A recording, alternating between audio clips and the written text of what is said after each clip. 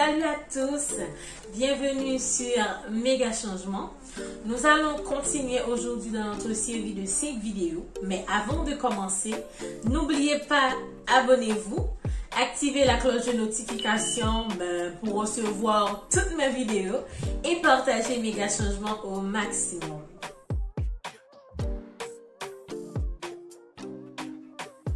Aujourd'hui, nous allons parler d'un sujet très intéressant.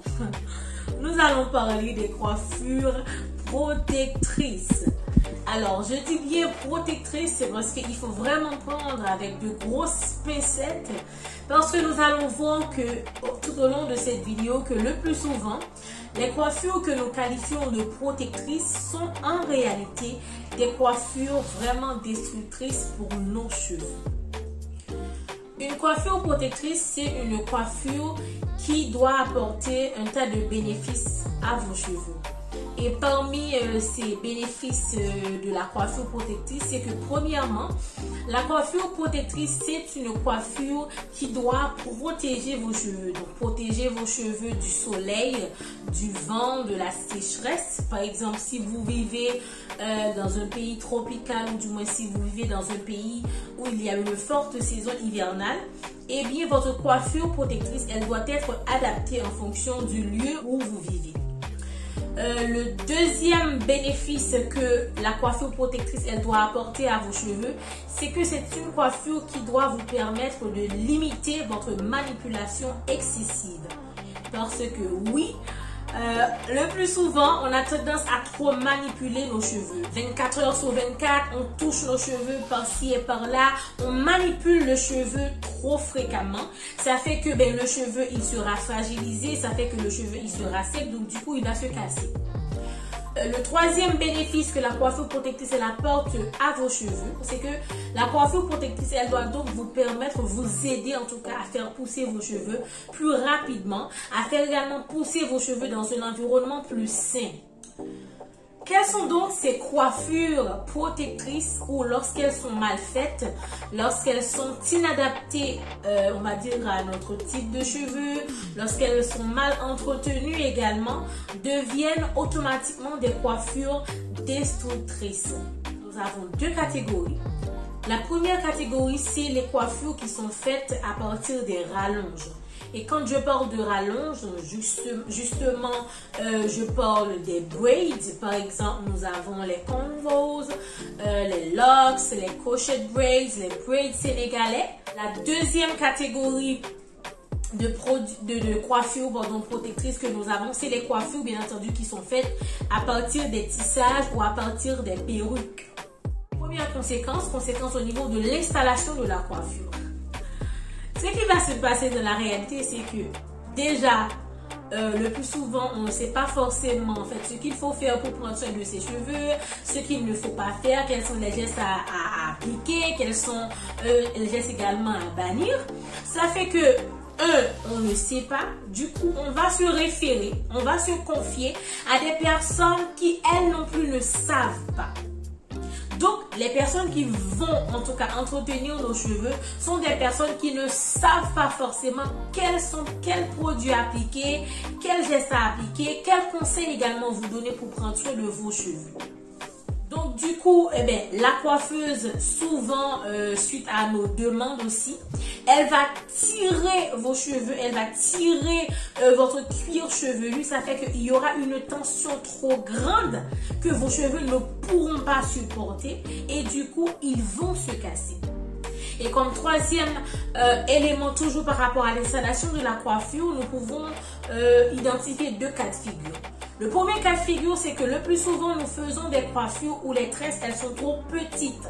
On va pas se mentir, hein, quand on va défaire ces tresses-là, on ne fait pas forcément preuve de patience pour bien les détresser, pour bien les démêler, pour appliquer les soins qu'il faut au temps voulu. Et donc, notre deuxième cas de figure, c'est que, c'est l'inverse, voilà. C'est que le plus souvent, nous faisons des coiffures où les tresses, elles sont trop grosses. Ça fait que vos vrais cheveux, en tout cas la quantité de vos vrais cheveux, elle n'est pas proportionnelle à la quantité du cheveu synthétique que la coiffeuse ou ce que vous, par exemple, vous avez utilisé pour fabriquer la coiffure. Quatrième, c'est ça, hein? Quatrième point que nous pouvons citer par rapport à l'installation de la coiffure, c'est que le plus souvent, pour le fait que nous voulons avoir des coiffures vraiment très jolies, très nickel, très plaquées, hein, ce que je comprends bien entendu, eh bien, on a tendance à utiliser beaucoup de gel lors de la confection de ces coiffures-là. Résultat, cheveux fragilisés. Et n'en parlons même pas quand cette coiffure-là, elle est réalisée, par exemple, à l'aide d'une perruque ou bien elle est réalisée à l'aide d'un tissage, par exemple. Parce que déjà, on va pas se mentir, hein, il va y avoir une odeur pas très agréable. Ça sera pas trop beau à voir, hein, je vous l'assure. Quant à la durée de la coiffure, souvent, hein, lorsqu'on fait ces coiffures-là, ce sont des coiffures qu'on va, par exemple, laisser pendant 2 mois, 4 mois, 6 mois, 8 mois. Dites-moi en commentaire si vous êtes plutôt team 2 mois, team 4 mois, ou si vous êtes team 1 an. Parce que là, j'aimerais bien savoir où vous vous situez par rapport à la durée de vos coiffures. Eh bien, voilà, résultat, un cheveu qui sera emmêlé, un cheveu qui ne sera pas hydraté, un cheveu qui ne sera pas nourri. Ensuite, ça fait que, troisième conséquence, vos cheveux, ils ne seront pas nourris. Vos cheveux, ils ne seront pas hydratés. Vos cheveux, ils ne pourront tout simplement pas pousser. La quatrième conséquence, c'est par rapport, alors, que je situe, on va dire, en 3 périodes. Voilà. La première période, c'est par rapport à l'installation de la coiffure. La deuxième coiffure, c'est le pendant de la coiffure. Et la troisième période, c'est après avoir enlevé cette coiffure. Alors, qu'est-ce qui se passe lors de l'installation de la coiffure? Eh bien, lors de l'installation de la coiffure, le plus souvent, c'est que, malheureusement, on ne fait pas de soins en fait. On n'applique pas les soins qu'il faut. On n'applique pas les gestes qu'il faut. On n'applique pas l'hydratation qu'il faut pour la coiffure en fait. Et pendant la durée de la coiffure, c'est soit par exemple on fait un soin peut-être une fois sur les 6 mois, on fait une fois ou 2 fois. Lorsque votre cheveu il est tissé sur ce cheveu là, ça fait que l'hydratation, le soin que vous allez appliquer, le cheveu il ne va recevoir que 20%, que 10%, hein, et parfois il ne reçoit pas tout simplement. Donc du coup, imaginez un peu comment vos cheveux ils vont se porter pendant 6 mois, pendant 8 mois, etc. Et encore, après avoir enlevé cette coiffure-là, le plus souvent, vous ne faites pas de soins. Vous n'appliquez absolument rien sur vos cheveux.